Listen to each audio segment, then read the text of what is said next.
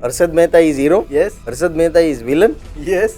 तो Harshad Mehta is hero या villain? जैसे मूवीज में स्टॉक मार्केट को दिखाया जाता है, जैसे कि वॉल्फ ऑफ वॉल स्ट्रीट है, स्कैम 1992, करोड़ों की फेरबदल हो जाएगी, या तो फिर एक दिन में मार्केट गिर जाएगा, या तो फिर एक दिन में मार्केट ऊपर चला जाएगा।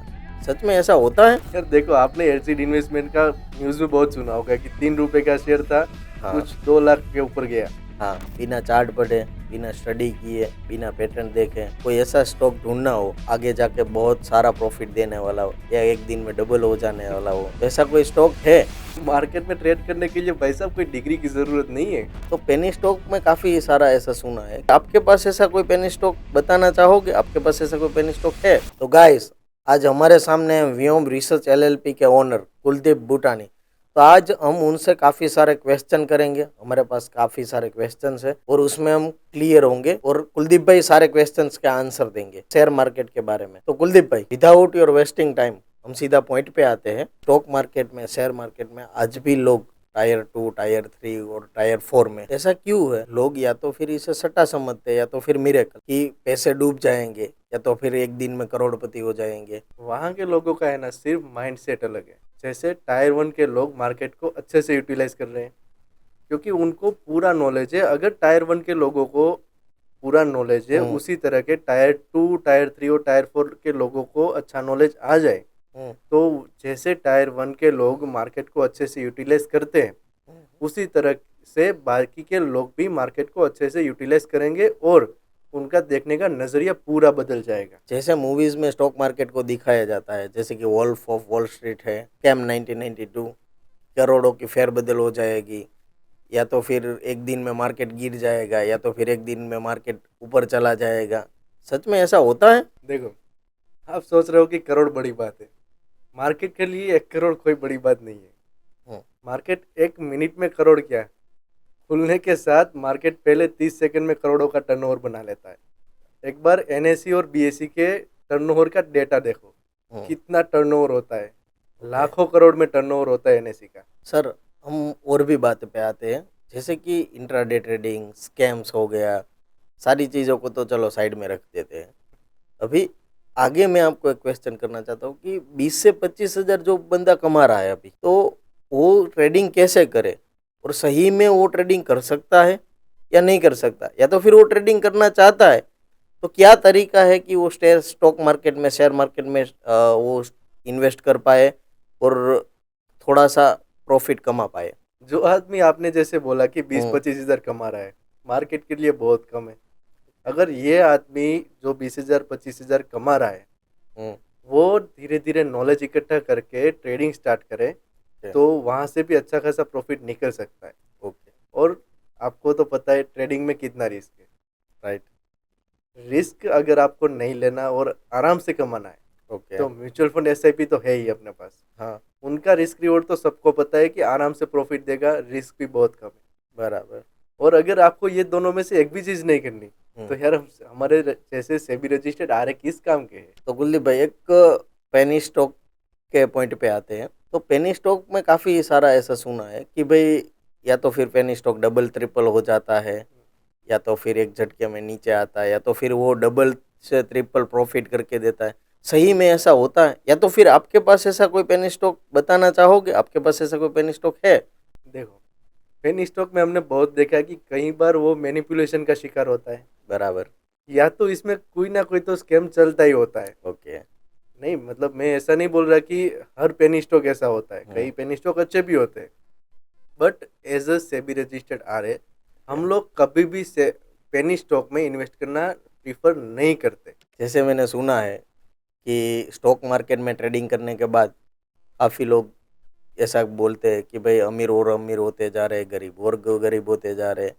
तो एसआईपी, ट्रेडिंग, या तो फिर कोई भी इन्वेस्टमेंट करके क्या सही में फासले को कम किया जा सकता है? सर, आप ये पूछ रहे हो कि मार्केट से ये फासले को घटाया जाए या नहीं। देखो, मार्केट के सिवा दुनिया में कोई ऐसी चीज़ नहीं है जिससे ये फासले को कम किया जा सके, क्योंकि मार्केट में ट्रेडिंग, एसआईपी, म्यूचुअल फंड, आपको ये सब चीज़ें समझ में नहीं भी आ रही, तो फिर भी आप किसी भी सेबी रजिस्टर्ड आर कंपनी के साथ जुड़ के अच्छा खासा प्रॉफिट बना सकते हो। ओके। और सेबी रजिस्टर्ड हर एक के साथ जुड़ने का मतलब ये नहीं कि आपको गारंटीड प्रॉफिट होगा, ये है। चीज भी एक ध्यान में लेने की बात है। एक स्टॉक है जो एक दिन में 10 लाख% रिटर्न दे गया। लोग बता रहे हैं कि जिसने 10,000 डाले होते तो उसके आज 1,000 करोड़ होते, 100 करोड़ होते। सही में ऐसे स्टॉक की तो आपके पास लिस्ट होती होगी। यार आप एलसीडी इन्वेस्टमेंट की बात कर रहे हो ना? Yes, exactly. यार देखो, आपने एलसीडी इन्वेस्टमेंट का न्यूज में बहुत सुना होगा कि 3 रुपए का शेयर था, हाँ कुछ 2 लाख के ऊपर गया। हाँ, ढाई किसी लाख के जितना पास, कुछ रेट है। हाँ, तो किसी के पास आपने ऐसा सुना है कि एलसीडी इन्वेस्टमेंट में मैंने पैसा लगाया था और मैंने इतना बना लिया? नहीं, ऐसा है कोई नहीं है। बस यही चीज़ है। ये चीज़ें किसी भी बड़ी कंपनी हो या कोई भी हो, बराबर। एनालिसिस से मिलना पॉसिबल ही नहीं है, ओके। क्योंकि एनालिसिस में आपको स्लो और स्टेडी ग्रोथ मिलता है। तो अगर आप एनालिसिस से नहीं ढूंढ पा रहे हो तो ये खेल क्या हुआ? ये पूरा किस्मत का खेल हुआ सर। बराबर, बिना चार्ट देखे, बिना पैटर्न पढ़े, या तो फिर बिना स्टडी किए सही में ऐसा कोई स्टॉक्स की लिस्ट या तो फिर कोई स्टॉक्स हमें ढूंढना हो तो सही में ऐसे स्टॉक्स मिल सकते हैं कि जो एक दिन में डबल हो जाने वाले हो या तो फिर आगे जाके सही में प्रॉफिट देने वाले हो। ऐसे स्टॉक का बल्क या तो फिर ऐसे स्टॉक्स मिल सकते हैं। बिल्कुल मिल सकते भाई साहब, क्यों नहीं मिल सकते?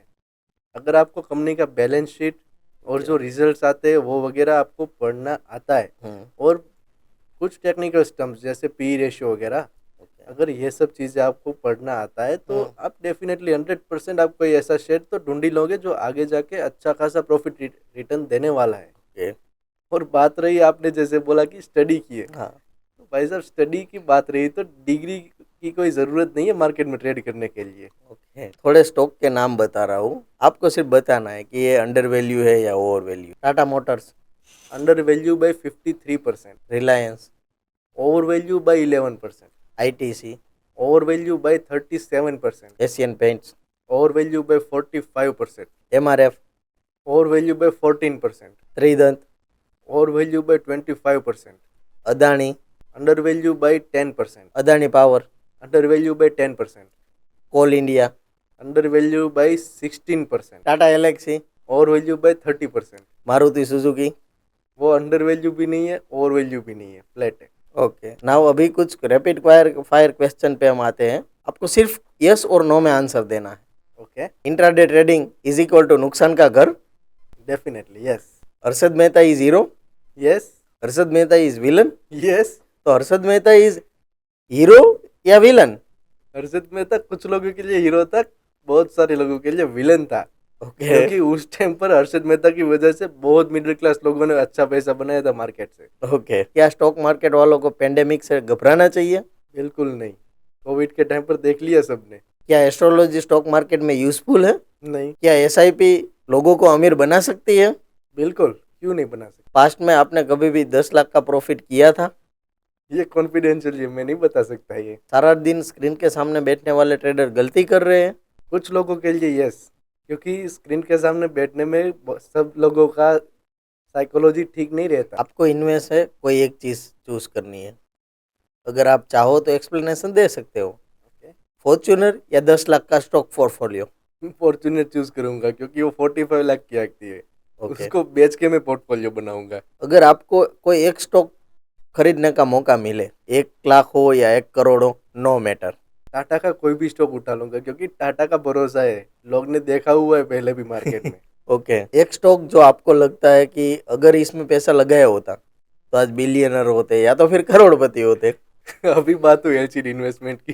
यस, 3 रुपए का 2 लाख हो गया। मल्टी बिगर स्टॉक्स कैसे मिलेंगे?